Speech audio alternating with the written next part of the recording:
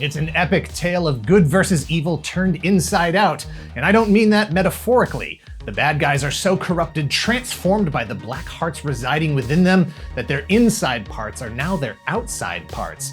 The good guys, empowered by their noble spirits manifesting as superhuman abilities, are prepared to counter the darkness besieging the world. Hi, I'm Dan Larson, and this is the history of Skeleton Warriors.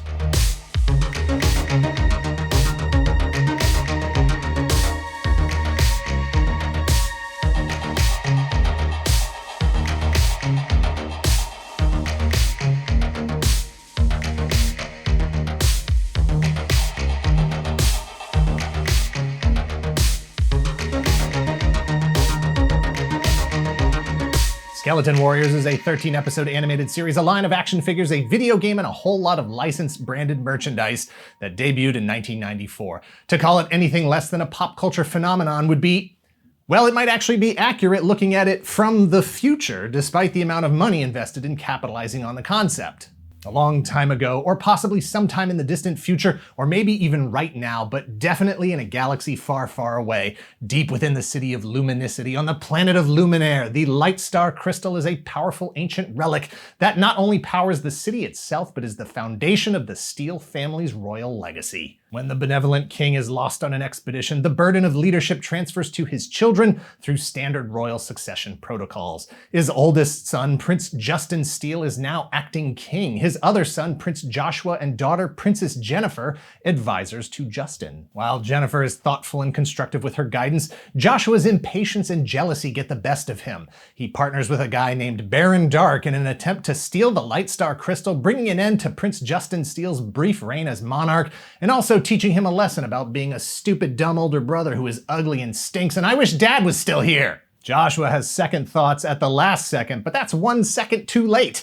Baron Dark removes the Light Star Crystal from its protective enclosure as Justin tries to wrestle it away from him. The crystal splits in two, and the energy unleashed triggers explosions and earthquakes around the city.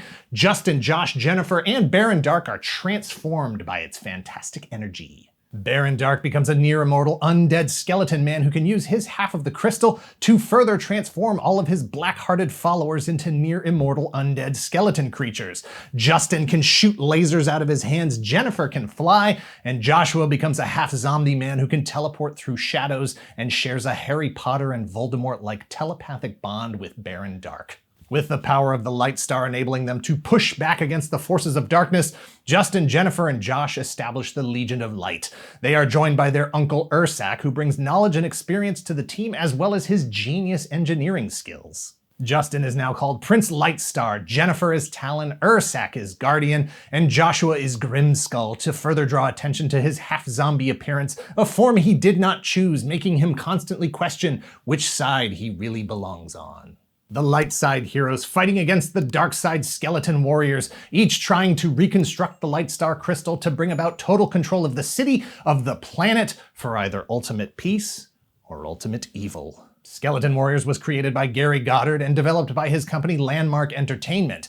Landmark Entertainment produced a multitude of entertainment and experience ventures from amusement park rides and live-action shows to television and movies. After directing the Masters of the Universe movie in 1987, Landmark's success with Captain Power in 1987 and 1988, Gary was inspired to create Skeleton Warriors in 1993 while attending a live-action performance of the Conan the Barbarian stage show at Universal Studios Hollywood. His godson was enamored with the skeleton warriors that Conan was fighting. Goddard recognized that same visceral fascination with skeletons that he too felt as a child in 1963, watching the skeleton fight in the movie Jason and the Argonauts. That same primal attraction and repulsion upon the sight of the horrible thing that dwells within us all, stripped of all the soft, squishy things that make us human. Having extensive experience with brand development, Goddard knew that he needed to sell both a toy line and a show. He reached out to his team and immediately got them working on the character designs and concepts, feeding them ideas for both the world and the look of the characters. Designers like Neil Adams and Ian McCaig were brought in, the writers created a Bible, and within a few weeks, finished sculpts of characters were ready to present to toy companies, a concept ready to sell to a network. Playmates Toys had a lot of successful properties ready to dominate the shelves in 1994. Teenage Mutant Ninja Turtles, Star Trek, Earthworm Jim, Sequest DSV, Superhuman Samurai, Cyber Squad, Monster Force, Robotech, Exo Squad, and Primal Rage. Playmates was the right company to handle this kind of a license, and after being presented with the preliminary sculpts, recognized that this was a line that was going to stand out on the shelves. Nobody else had anything that looked like this or functioned like this. A whole line of battle-ready skeletons would be exceedingly simple to sell to their demographic. The overlap of kids who likes fighting and kids who love skeletons. Flawless victory. Playmates managed to capture a lot of the incredible details in the concept designs. Even without a show yet, they recognized that the skeletons were the real stars. Baron Dark was the centerpiece of the first wave of figures, and alongside him were nearly all of his skeleton associates. Dagger, the apish human sidekick, Aracula, the spider-like creature, Dr. Cyborn, who had already cybernetically altered his form prior to becoming a skeleton, and Shriek, the token female villain. Heck, the Skeleton Legion even got a warhorse and a skull cycle. The Legion of Light was limited to Prince Lightstar, his brother Grimskull, and their uncle Ursak the Guardian. You know why? Because right-side-out humans are boring. That bony aesthetic, that's what Playmates wanted out in front. Coarse, knobby, pale bones interwoven with chrome accents and tattered capes, a depth of character substituting flesh, a level of detail honed to precision from years of Star Trek and Ninja Turtles toys. Few action figures can catch the eye of someone who knows nothing about the mythology the way Skeleton Warriors can. This young prince, the Skeleton Warriors are led by foul Baron Dark and will stop at nothing. Once they were men, but served a force so evil it devoured everything, leaving only their bones. Now they are advancing towards you, young prince. Aracula, armed to the teeth. Dr. Cyborn, the high-tech horror. The slow but dangerous Dagger. All of your allies have fallen, save Lightstar and his companions. Skeleton Warriors, they're bad to the bone. Playmates wasn't the only one who saw something different from the field. CBS was interested and gave Landmark a single weekend to produce a pilot episode. They were building up to the 1994 season and were just about to go ahead with the Teenage Mutant Ninja Turtles and the hot new Image Comics properties, Jim Lee's Wildcats and Eric Larson's Savage Dragon. I know I was getting a little extra juice there. I don't know why. Ultimately, CBS picked Skeleton Warriors, rolling the show into their new Action Zone block with Turtles and Wildcats.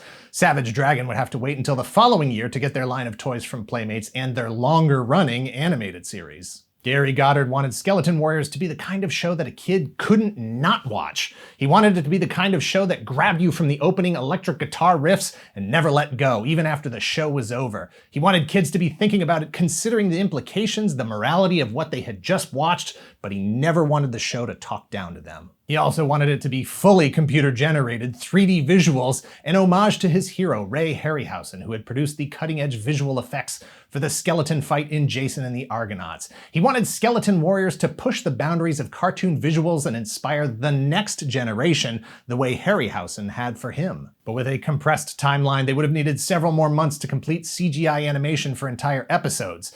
They settled for the narrator who introduces and closes out each episode, a brilliant 3D golden skull voiced by Tony Jay, establishing the tone like a disembodied Crypt Keeper or Rod Serling. Skeleton Warriors was an episodic show with character arcs evolving over time. It's not the kind of show you would want to watch out of order. There's a deliberate path, a conflict developing over time that, if the show had continued, may have been resolved someday. Skeleton Warriors captivated a lot of investors. It was looking like the hot new property for 1994. The brand was featured on everything from clothing to housewares to school and party supplies.